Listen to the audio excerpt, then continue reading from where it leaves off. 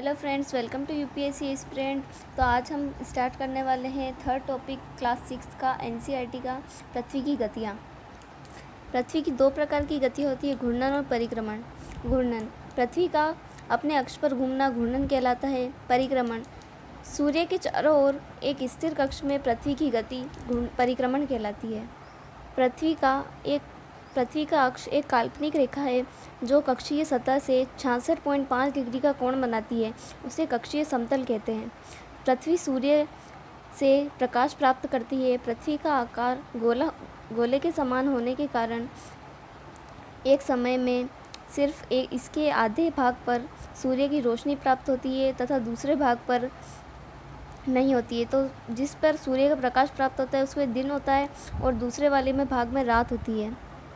Globe पर वह वृत्त जो दिन तथा रात को विभाजित करता है उसे प्रदीप्ति वृत्त कहते हैं। मतलब जो चाप बनेगा वो प्रदीप्ति वृत्त कहलाएगा। जिस एरिया में रात होगी उस साइड में सूर्य की रोशनी नहीं होगी और जिसमें दिन होगा उसमें सूर्य की रोशनी होगी, तो वो आधा आधा कर देता है प्रदीप्ति वृत्त। पृथ्वी के चारों ओर पृथ्वी अपने अक्ष पर एक चक्कर पूरा करने में लगभग 24 घंटे का समय लेती है। घूर्णन के लिए समय काल को पृथ्वी दिन कहते हैं।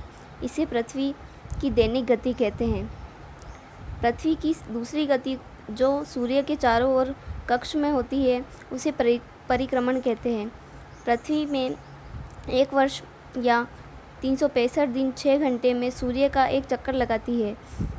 हम लोग एक वर्ष 365 दिन का मानते हैं, जबकि एक वर्ष 365 दिन का तथा एक 6 घंटे का होता है। प्राचीन भारतीय खगोल शास्त्री आर्यभट्ट ने बताया है कि पृथ्वी गोल है और अपने अक्ष पर घूर्णन करती है। 4 वर्ष में प्रत्येक वर्ष के बचे हुए 6 घंटे मिलकर एक दिन यानी 24 घंटे के बराबर हो जाते हैं। इसके अलावा दिन को फरवरी के महीने में जोड़ा जाता है। इस प्रकार प्रत्येक चौथे वर्ष फरवरी माह 28 दिन के बदले 29 दिन का होता है। ऐसा वर्ष जिसमें 366 दिन होते हैं उसे लीप वर्ष कहते हैं। ये लीप ईयर की कंप्लीट परिभाषा है, जिसे हम कोई भी पूछे तो हम बता सकते हैं। पृथ्वी दीर्घ वृत्ताकार पथ पर सूर्य के चारों ओर चक्कर लगाती है।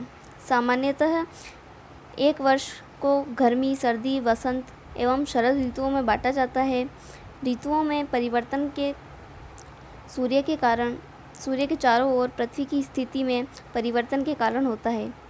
21 जून को उत्तरी गोलार्ध में सबसे लंबा दिन तथा सबसे छोटी रात मानी जाती है। पृथ्वी की इस अवस्था को उत्तरी अयनांत कहते हैं। 22 दिसंबर को दक्षिण ध्रुव के सूर्य की ओर झुके होने के कारण मकर रेखा पर सूर्य की किरणें सीधी पड़ती है। 22 दिसंबर को शीत ऋतु, 21 मार्च को वसंत ऋतु, 21 जून को ग्रीष्म ऋतु, 23 सितंबर को शरद ऋतु की शुरुआत होती है। पृथ्वी की इस अवस्था को दक्षिण अयनांत कहते हैं। अब सबसे ज़्यादा ध्यान देने वाली बात है, ये क्वेश्चन यूपीएससी में पूछा जा सकता है, बहुत ज़्यादा इम्पोर्टेंट है। ऑस्ट्रेलिया में ग्रीष्म ऋतु में क्रिसमस का पर्व मनाया जाता है। यहाँ पे 25 दिसंबर के दिन गर्मी का मौसम होता है, इसलिए वहाँ पे ग्रीष्म ऋतु होती है। तो ये क्वेश्चन मोस्ट रेयर है जो ये पूछा जा सकता है। 21 मार्च एवं 23 सितंबर को सूर्य की किरणें विषुवत वृत्त पर सीधी पड़ती है।